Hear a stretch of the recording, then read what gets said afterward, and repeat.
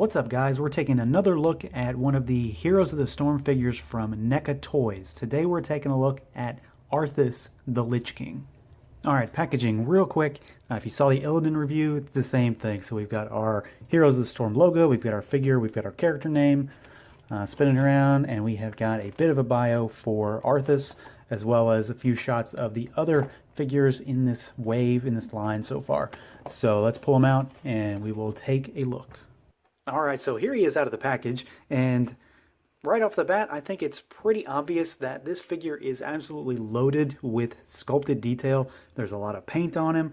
The only area that I think he kind of suffers is in his articulation, but ultimately that's due to the sculpt and the size of the character, so I don't really fault it too much in that regard. Let's take a look at just the basic sculpt, articulation, paint, go over all the details, and then we'll come to a conclusion on this fella. So right off the bat, very accurate depiction of Arthas. This is clearly what the Lich King looks like from both World of Warcraft and Heroes of the Storm.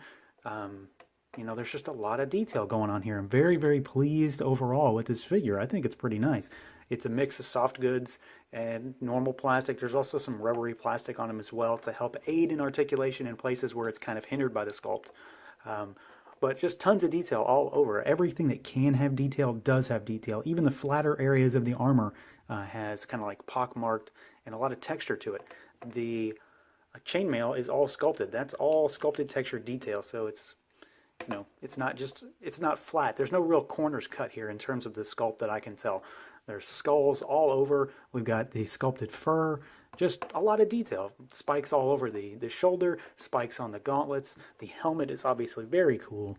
Kind of looks, I've always thought he kind of looked like Sauron a bit in that regard with the spikes coming up.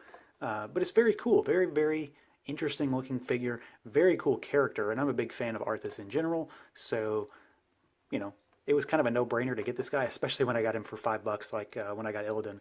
So, sculpt is obviously on point. Paint is also pretty on point as well. A lot of gold all over the trim of the armor.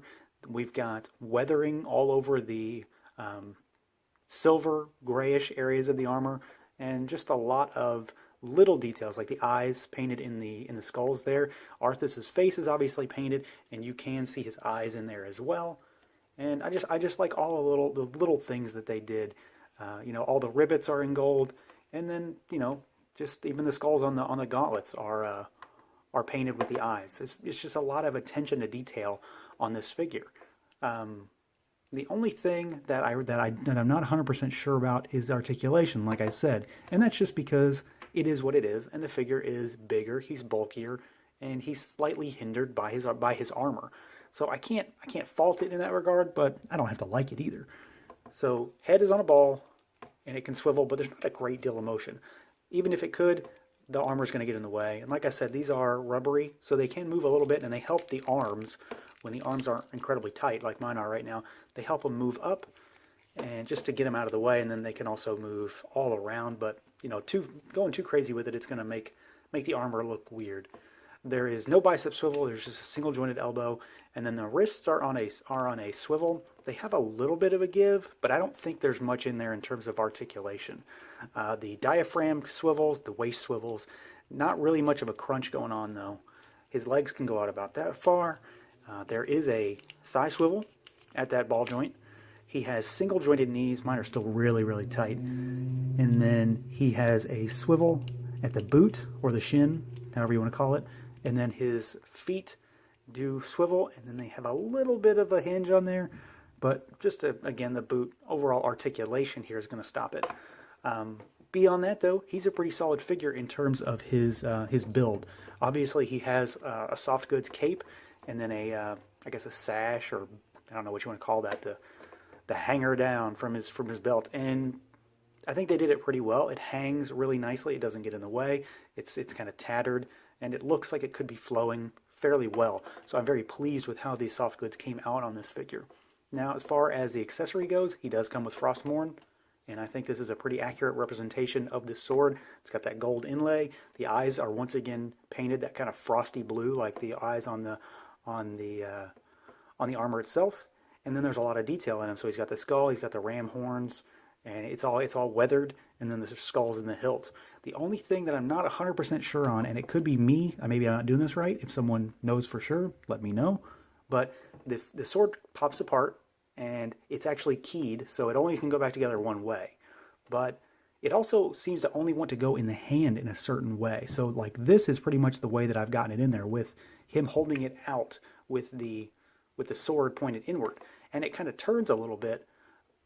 But that's about all I can do with it. I don't know if maybe I've done something wrong here, but it took me a lot just to get it in his hand like this, and it's really hard to get it out too. So that's kind of a negative for me. But overall, I think, despite that, I think I can still get him in some really cool poses. And I really, really love the sword, no matter what. I think it's awesome, and it's huge. So it's very, very much a good representation of that legendary weapon from Warcraft. So overall, despite the weird little oddity that I think I've found with that sword and how he holds it, I really like the figure. I like the use of soft goods. I like the paint detail. I love the sculpt. The only thing I don't really care for is the articulation. But again, I can't fault the figure for being what it is. He's a bulky, bigger, armor-wearing figure. So it stands to reason that he's not going to be as agile or flexible as, say, the Illidan figure was. These aren't the most articulated figures to begin with, so it kind of is what it is. And I think ultimately he will be a good display piece once I get him in a cool pose, like, something like this. I kind of like what he's doing right now. So, if you paid 20 bucks for him, you're still probably happy with him. But I paid $5 for him on the sale. So I'm very happy with my $5 investment here. I think I got a lot of figure for $5, and I think even if you paid full price for them, you still got a decent amount of figure. So that's going to do it for this review, everyone. As always, stay tuned for more. Feel free to like, comment, subscribe, and share.